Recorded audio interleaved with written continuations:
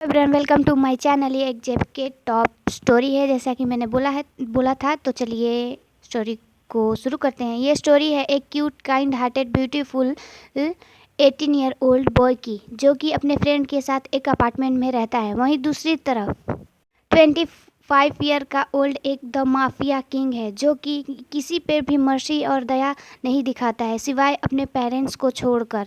दुनिया ये तो जानती है कि वो एक हार्टलेस माफिया है, पर दुनिया ये नहीं जानती कि वो एक साइको भी है।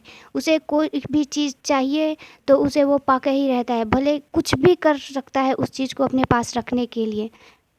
क्या होगा अगर उस माफिया की नज़र उस क्यूट बॉय पे पड़ेगी? तो लव एट फर्स्ट साइड होगा या ऑब्सेशन एट फर्स्ट साइड होगा? तो चलिए वीडियो को स्टार्ट करते हैं। ते और यूंगी अपने अपार्टमेंट की तरफ जाते हुए रात के 9:30 बज गए थे। तो वो बातें करते हैं कि इन दिनों मर्डर और रेप बहुत ज़्यादा हो रहा है ना। तभी यूंगी बोलता है हाँ। और ये सभी बातें करते हुए वो लोग अपने अपार्टमेंट में आते हैं। वो लोग जैसे ही अपने अपार्टमेंट में आकर फ्रेश होकर अपना डिनर कर लेते हैं, थोड़ी देर बाद ते की मॉम कॉल करती हैं और ते को वो बोलती हैं कि वो वापस आ जाए। वो लोग ते को बहुत मिस करते हैं। तभी ते बोलता है ओके, मैं 2 डेज बाद वापस आ जाऊँगा। तभी ते की मॉम बोलती हैं तो वो अपने साथ यूंगी को भी लेते आना, ओके। तो ते बोलता है ओके, और इतना बोल के वो कॉल कट कर देता है। आफ्टर 2 डेज बाद ते और यूंगी अपने घर चले जाते हैं। वो अपने घर के सामने जाकर यूंगी ते को बाय बोलता है और ते भी यूंगी को बाय बोल देता है, क्योंकि उन दोनों का होम ठीक एक दूसरे के सामने था। और इतना बोल के वो लोग अपने अपने घर चले जाते हैं। सब लोग अपने पेरेंट्स से मिलकर बहुत हैप्पी होते हैं। इधर अदर साइड जिनको जॉन अपनी चेयर से उठते हुए जिनको को उस चेयर पे बिठाते हुए बोलते हैं कि शन, अब इस द माफिया किंग के ताज को अब तुम आगे तक लेकर जाओगे। और उसे वो ताज पहना देते हैं। सभी लोग जिनको को देखकर अपना हेड नीचे की तरफ करके उसे ग्रीट करते हैं और सब बहुत हैप्पी होते हैं अपने नए द माफिया किंग को देखकर। सब लोग हैप्पी होते हैं। ऐसे करके थोड़ी देर उनकी जो वो वर्क था वैसे चलता है। थोड़ी देर बाद जिनको अपने रूम में जाता है और एक कॉल को बुलाकर उसके साथ इंटीमेट होता है। उसका वो डेली का रूटीन है। थोड़ी देर बाद जिनको बोलता है कि ये वहाँ पे पैसे है और पैसे लेकर यहाँ से निकलो। तभी वो गर्ल बोलती है तुमने कोई भी प्रोटेक्शन यूज़ नहीं किया, अगर मैं प्रेग्नेंट हो गई तो जिनको बोलता है रियली, मुझे इसका कोई केयर है? और इतना बोल के जिनको अपना क्लोथ उठाता है और सीधे वॉशरूम में चला जाता है और बोलता है कि तुम जल्दी से यहाँ से जा सकती हो। तभी वो गर्ल वहाँ से मनी लेकर चली जाती है।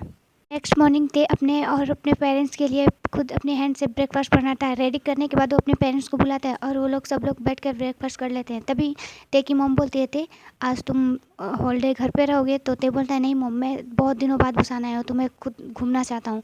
तो ते की मॉम बोलती है ओके। और इतना बोल के वो लोग अपने वर्क पे चले जाते हैं। ते अपनी फ्रेंड युंगी को कॉल करता है और उसके साथ बाहर घूमने जाता है। बहुत जगह घूम कर बोलता है कि बहुत अच्छा लग रहा है, बहुत टाइम बाद आए हैं। और कुछ शॉपिंग करता है। कुछ देर बाद वो लोग लंच करते हैं। तभी यूंगी बोलता है कि आज मैं पार्टी करने क्लब में जा रहा हूँ, तुम चलोगे? तो ते बोलता है सॉरी, मुझे ये सब पसंद नहीं। और इतना बोल के यूंगी अपने सारे ओल्ड फ्रेंड के साथ वो पार्टी करने क्लब चला जाता है और ते अपने घर आ जाता है। घर पे आने के बाद नाइट के 9:30 बज गए थे। तभी तेहंग के कॉल पे यूंगी का कॉल आता है। तो वो उसे देखकर पिकअप करता है और बोलता है यूंगी तुम कहाँ हो? तभी यूंगी का ओल्ड फ्रेंड बोलता है कि यूंगी बहुत ड्रंकर्ड है, प्लीज़ ते आकर इसे ले जाओ। तभी ते ये सुनकर बोलते हैं ओके। और उसका फ्रेंड बोलता है कि मैंने तुम्हें एड्रेस सेंड कर दिया है। तभी ते एक कैब के पास जाता है और उसे एड्रेस को दिखाते हुए कैब में बैठ जाता है। थोड़ी देर बाद वो तभी ते वो एड्रेस उस कैब ड्राइवर को देता है। तो वो कैब ड्राइवर उस एड्रेस को देखता है और बोलता है रियली आपको यहाँ पे जाना है? आपको पता है ये एक स्ट्रीटर क्लब है ये? और वो इतना बोल देता है। तभी ते थोड़ा सा डर जाता है और डरने के बाद वो डरते हुए सीधे उस क्लब के अंदर जाता है और वहाँ पे एक वेटर से यूंगी का पिक दिखाते हुए उसके बारे में पूछता है। तभी वो वेटर यूंगी की तरफ अपना फिंगर पॉइंट करता है। तो वो एक वीआईपी क्लब था। वहाँ पे जाकर जैसे ही ते यूंगी बोलता है, तभी यूंगी एक बॉय के सामने खड़ा हुआ था। तो वो गिरने वाला था, तब भी तेज आता है और उसे होल्ड कर लेता है और बोलता है यूंगी प्लीज़ चलो। तभी यूंगी कुछ नहीं बोल रहा था, बस वहीं पे खड़ा था। तब वो यूंगी बस पाउट बनाकर खड़ा होता है। तो ते बोलता है प्लीज़ यूंगी, बेबी की तरह बिहेव करना बंद करो और चलो यहाँ से। और इतना बोल के वो जैसे अपने फेस को ऊपर टर्न करती है तो देखती है कि वहाँ पर एक बहुत ही डेंजरस लुक वाला एक पर्सन था कि जो कि मास्क पहनकर बैठा हुआ था। तभी ये ते अपने मन में बोलता है रियली अब तो फंस गए। ये कौन सा एक बहुत अजीब जगह है। और क्लब का भी नाम बताया था उस ड्राइवर ने कि जो कि यहाँ पे बहुत सारे माफियाज भी आते हैं। और यही सोच कर फिर ते बोलता है कि ये बहुत अजीब पर्सन भी है। क्लब में कौन मास्क पहन कर आता है, पर इसने मास्क पहना है। फिर वो डरते हुए उस बॉय यूंगी को अच्छे से होल्ड करता है और वहाँ से ले जाते हुए उस बॉय के सामने सॉरी बोल के यूंगी को वहाँ से खींचते हुए लेकर जा रहा था। पर वो पर्सन बस ते की तरफ देख रहा था, जैसे कि वो उसे अभी अपने पास खाना चाहता हो, और बस अपनी डार्क नज़रों से उसकी तरफ देख ही रहा था। तभी ही ते उसे खींचते हुए यूंगी को सीधे अपने घर लाता है, और लाने के बाद यिंग को अच्छे से उसे फ्रेश करा कर उसे बेड पर लेटाते हुए ते भी उस बेड पर लेट जाती है। अदर साइड जेके अपने रूम में बैठा होता है, तभी बोलता है कि आज मैं एक बहुत ही ब्यूटीफुल पर्सन से मिला, वो बहुत ही क्यूट बॉय था। और इतना बोल के फिर से उसे याद करने लगता है। तुम्हें पता है मेरे पास एक बॉय था, वो भी बस नॉर्मली ठीक था, और वो मेरे सामने आकर मेरे ऊपर बहुत ही बुरी तरीके से बातें कर रहा था, और मुझ पे ये ज़बरदस्ती आने वाला था। मैं उसे पुश करने वाला था, तभी वहाँ पर मैंने एक एंजेलिक वॉइस सुना, जो कि उस बॉय का नेम ले रहा था। और जैसे ही मैंने अपना हेड थोड़ा सा टेढ़ा करके उसे देखने की कोशिश की, तो मैं पूरी तरीके से शॉक्ड हो गया, क्योंकि वो बहुत ब्यूटीफुल था। और उसके एंजेलिक वॉइस और उसका ब्यूटीफुल वो फेस उसी को देखने लगा था। भले ही उसने एक नॉर्मल ही आउटफिट पहना था, उसमें कुछ ज़्यादा वो उसमें बहुत ही नॉर्मल था, जैसे कि कोई पुअर लोग पहनते हैं, पर उसमें बहुत ब्यूटीफुल लग रहा था। और इतना बोल के जेके स्माइल करता है और बोलता है, तुम्हें पता है उसे देखकर मेरे दिल ने हार्ट रखना कुछ टाइम के लिए भूल गया था, पर फिर जब मैं उसमें इतना खो गया कि उसने मुझसे माफ़ी भी मांगा, तो मैंने उस सॉरी को भी एक्सेप्ट नहीं किया और उससे बातें भी नहीं किया था। पर मैं जैसे फिर उससे मैं थोड़ा सा और देखना चाहता था और उससे थोड़ी सी बातें भी करना चाहता था, वो पर वहाँ से जा चुका था। जैसे ही मैं उसके पीछे जा रहा था, तभी वहाँ पर मेरा बिजनेस पार्टनर आ जाता है, क्योंकि मैं तो वहाँ पर मीटिंग में गया था, तो इसीलिए मैंने पहले मीटिंग को इम्पोर्टेंट दिया और फिर मैंने मीटिंग किया। यही सब सोच रहा था, तभी जेके बोलता है कि मुझे इसके बारे में सोचना नहीं चाहिए, और इतना बोल के वो अपने हैंड में वाइन की ग्लासेस लेकर उसे पीने लगता है। वो जैसे अपनी आइज़ क्लोज करता है, तभी उसके सामने ते का होल बॉडी जब भी अपनी आइज़ क्लोज कर रहा था, उसे बार बार ते की याद आ रही थी। इससे वो इरिटेट होकर एक कॉल गर्ल को कॉल करता है। तभी वो कॉल गर्ल आती है और जेके उसके साथ इंटीमेट होने लगता है। थोड़ी देर बाद जैसे ही जेके अपनी आइज़ क्लोज करता है, तो उसे वो ते का फेस दिखाई देता है। इससे वो बार बार इरिटेट हो जाता है और वो अपने सारे गुस्से को उस गर्ल पे निकाल देता है, क्योंकि वो गर्ल बार बार उसे रुकने को बोलती है, फिर भी वो जेके नहीं रुकता है। सुबह के 6 बज जाते हैं, तो जेके जब थोड़ी देर बाद रिलीफ फील करता है, तो वो देखता है कि वो गर्ल वहीं पे सेंसलेस हो गई थी। तभी जेके को इससे कोई फ़र्क नहीं पड़ता था। वो अपने क्लोथ को उठाता है और फ्रेश होने के बाद सीधे अपने ऑफिस चला जाता है। ऑफिस में जाते ही वो अपने सेक्रेटरी को कॉल करता है, और कॉल करके बुलाने के बाद उसे के बारे में बताता है कि वो उसी क्लब में उसे मिला था। तभी ही और बोलता है कि उसकी हर एक डिटेल मुझे चाहिए। तो उसका सेक्रेटरी बोलता है, ओके सर। इतना बोल के वो वहाँ से चला जाता है। थोड़ी देर बाद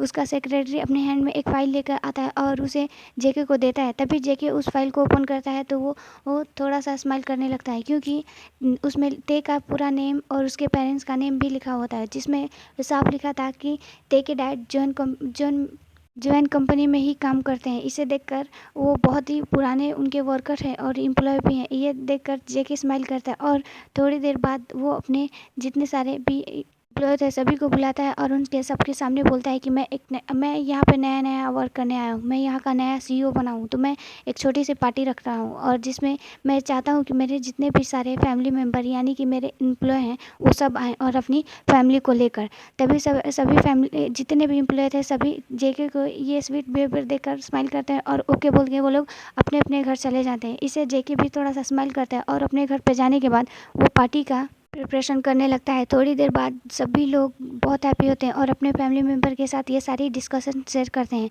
आफ्टर 2 डेज बाद पार्टी के लिए सब कुछ रेडी था, सब लोग पार्टी में आ गए थे, पर जेके गेट पे खड़ा होकर बस ते का वेट कर रहा था। थोड़ी देर बाद ते अपने फैमिली के साथ अंदर आता है। वो उसे देखकर जेके स्माइल करता है और उसके पास जाने वाला था, तभी उसके डैड वहाँ पे आते हैं और जेके का हैंड होल्ड करते हुए उसे स्टेज पे ले जाते हैं, और सभी लोग से अपने नए सीईओ को इंट्रोड्यूस कराते हैं, और उसे भी ये भी सीईओ से इंट्रोड्यूस कराते हैं। सब लोग हैप्पी होते हैं। तभी जेके को ते से बात करना होता है, इसीलिए वो सभी एम्प्लॉय से जाकर उनसे हैंड शेक कर करके पर्सनली उन सबसे बातें कर रहा था, और ऐसे करके सबसे बातें करके लास्ट में ते की बारी आई जाती है। तभी ये जेके ते के पेरेंट्स के पास जाता है, उनसे बातें करता है और ते को भी हेलो बोलता है, और हेलो बोलते ही ते ने जैसे अपने हैंड को ते के हैंड से मिलाया, उसकी स्मॉल हैंड और सॉफ्ट हैंड को जेके अपने हैंड में जैसे ही रखा था, उसे अब उसकी बॉडी में एक अलग से सेंसेशन होती है, और उसने ते के हैंड को अभी तक होल्ड करके रखा था और उससे बातें कर रहा था। तभी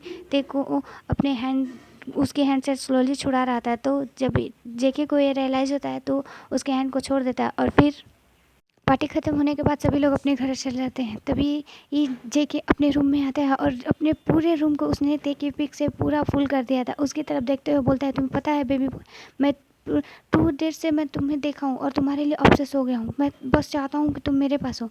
और इतना बोल के वो स्माइल करता है और अपने लैपटॉप को ओपन करके वो ते के रूम के देखने लगता है। जेके ने एक स्टॉकर भी हायर कर लिया था और जिसको वो ते के पीछे उसने लगा दिया था और ते के रूम में ही उसने कैमरा फिट भी कर दिया था। इसे देखकर जेके स्माइल करता है और बोलता है कि सॉरी, तुम्हें पता है ना कि मैं कैसा हूँ, पर मैं क्या करूँ, मैं चाहता हूँ कि तुम एवरी सेकेंड मेरे साथ रहो और मैं बस तुम्हें देखता रहूँ। अभी तो मैं तुम्हें अपने पास नहीं ला सकता ना, इसीलिए मैं तुम्हें दूर से देख रहा हूँ। लैपटॉप ओपन कर बस ते को देख रहा था। तभी ते थोड़ा सा अपने रूम में आती है और थोड़ा कन्फ्यूजन के साथ उस फिर से वही चीज़ याद करने लगती है और अपने मन में फिर बोलती है कि मैंने उस आइस को कहीं पे देखा था। मुझे क्यों ऐसा लग रहा है कि मैंने उस आइस को देखा था। जब वो मेरे साथ जब हैंडशेक कर रहा था तब मैंने उसकी आइस में मैंने देखा, वो मैंने उसे कहीं पे देखा। इतना बोल के फिर ते अपने हैंड में फ़ोन लेती है और जेके का नाम सर्च करने लगती है। जैसे ही उसका नाम डालती है तो वो शॉक हो जाती है और अपने फ़ोन को बेड पर गिराते हुए बोलती है, रियली वो एक माफिया है, वो ये वही है जिसने मैंने क्लब में देखा था। यानी कि वो माफिया है, मैंने एक माफिया से हैंडशेक किया। और ऐसा बोल के ते थोड़ा सा डरने लगता है और थोड़ी देर बाद वो अपने फ़ोन को वो क्लोज़ करता है और बोलता है, गॉड प्लीज़ हम दोबारा फिर ना मिले। और इतना बोल के वो सीधे वॉशरूम में जाता है और फ्रेश होने के बाद वो फिर से एक नाइट ड्रेस पहनकर अपने बेड पर लेट जाता है। तभी जेके ये देखकर स्मार्ट करता है और बोलता है, रियली बेबी बॉय, तुम मुझसे डरते हो, मैं एक माफिया हूँ तो कोई बात नहीं बेबी बॉय, तुम्हें तो आखिर में मेरे पास ही आना है ना। और फिर जेके इतना बोल के फिर वो लैपटॉप को क्लोज करता है और अपनी कार को लेकर ते के घर के ठीक बैक पे खड़ा होता है जहाँ की ते का विंडो वो साफ दिखाई दे रहा था, उसमें लाइट ऑफ हो गई थी। थोड़ी देर वहाँ पर वेट करने के बाद जेके स्लोली ते के विंडो से उसके रूम में जाता है और रूम में जाने के बाद वो देखता है कि ते पीसफुली सो रहा था। तभी जेके अपने हैंकी को निकालता है और उस हैंकी में क्लोरोफॉर्म लगाते हुए ते के नोज पे थोड़ी देर के लिए रखता है, जिससे ते वहीं पे सेंसलेस हो जाता है। थोड़ी देर बाद जेके तुरंत ते के ऊपर आता है और उसके होल फेस पे सॉफ्टली किसेस करने लगता है। थोड़ी उसके सॉफ्टली किसेस से जेके थोड़ा सा और क्रेजी हो रहा था और फिर वो उसके लिप्स के पास जाता है और अपने थंब से उसके लिप्स को सहलाते हुए बोलता है, ये बहुत सॉफ्ट है। और फिर उसके ईयर के पास जाके बोलता है, बेबी बॉय, तुम्हें पता है कि तुम बस मेरे हो। और इतना बोल के उसे वो किस करने लगता है। वो किस में इतना माल्ट हो गया था कि उसके होल फेस पे किस कर रहा था। फिर थोड़ी देर बाद वो फिर से उसके लिप्स को किस करने लगता है। थोड़ी देर बाद उस किस को ब्रेक करता है और बोलता है, तुम्हें पता है कि तुम्हारे लिप्स बहुत सॉफ्ट है और ये बहुत स्वीट भी है ना। बोल के वो जैसे ही फिर से उसके ईयर के पास जाता है तो उसे वहाँ उसका निक दिखाई देता है, जिसे अपने हैंड को जेके ते के नेक पे ले जाते हुए ऐसे थोड़े से रफ करने लगता है और वहाँ पे एक बटरफ्लाई किस करता है और बोलता है कि तुम्हें पता है मैं तुम्हें बहुत बैडली ही की देना चाहता हूँ, पर मैं नहीं दे सकता, तुम्हें इसे सुबह पता चल जाएगा। और फिर से जाकर उसे उसके लिप्स को किस करने लगता है। तो वो किस में इतना माल्ट हो गया था कि उसे पता ही नहीं चलता है कि वो कब उसके किस से डायरेक्ट उसके प्राइवेट पार्ट पे के पास चला जाता है। थोड़ी देर बाद वो जब उसे सेंस आता है तो वो तुरंत खड़ा होता है और बोलता है, नहीं बेबी, मैं तुम्हारे नींद में होने का फ़ायदा नहीं उठा सकता ना। और इतना बोल के फिर से उसके लिए एक पैक करता है और वो वहाँ से चला जाता है।